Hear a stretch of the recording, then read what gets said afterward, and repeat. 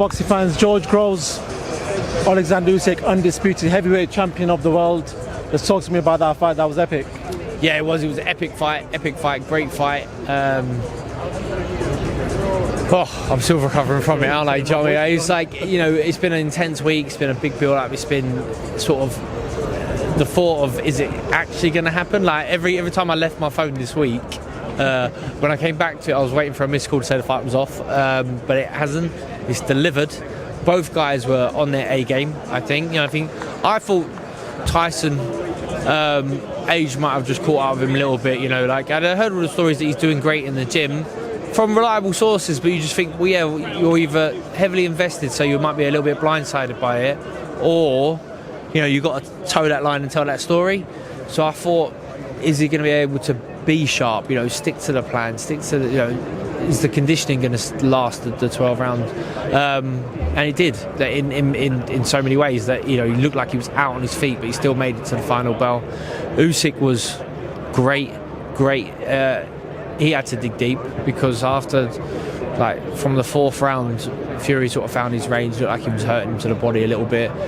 Found some really good shots, and sort of looked like he was taking over.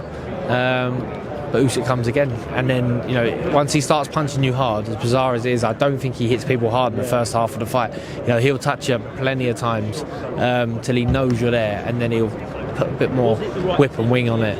So it was good. Did you feel like the tide swung a little bit when Alexander landed on Tyson's nose? Seemed to have busted from that point onwards. In the next round, I think there was a standing count. There's a lot of sort of talk about whether, you know, what the referee was doing, but did you feel like that was a swing point of the fight?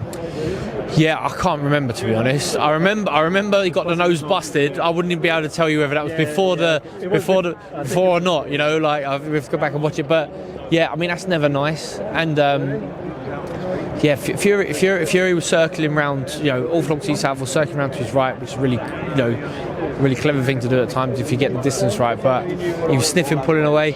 At times, sort of a bit of bravado, a bit of showboating. But Usyk's wise old owl, you know, he's not going to go, oh, he's flash, I'm going to hit him with something. He just backs away, wait till he stops, go again. But that might have had a real effect on him. You're right, I think there was a clash of heads at one point, which they both cringed at.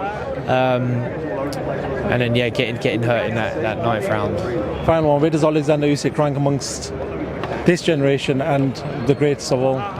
Where does he rank? Where does he rank in you? Is he in the top 5 now? Did you push him in the top 10? Where do you put him?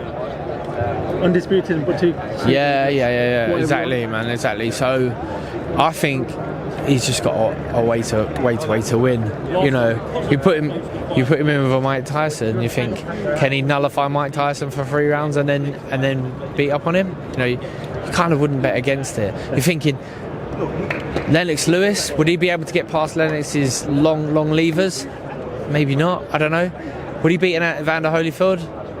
He could well do. You know, out of the southpaw stance as well. So it's a tough one, because it feels like he's still only been in the heavyweight scene a little while. He's only had a couple of fights, but that's how he rolls. He just fucking takes on all the guys, beats them, moves on, beats them, moves on. So yeah, only time will tell. You know, where he gets placed. George Groves, always a pleasure, sir. Thank you so much for giving us your time, top man.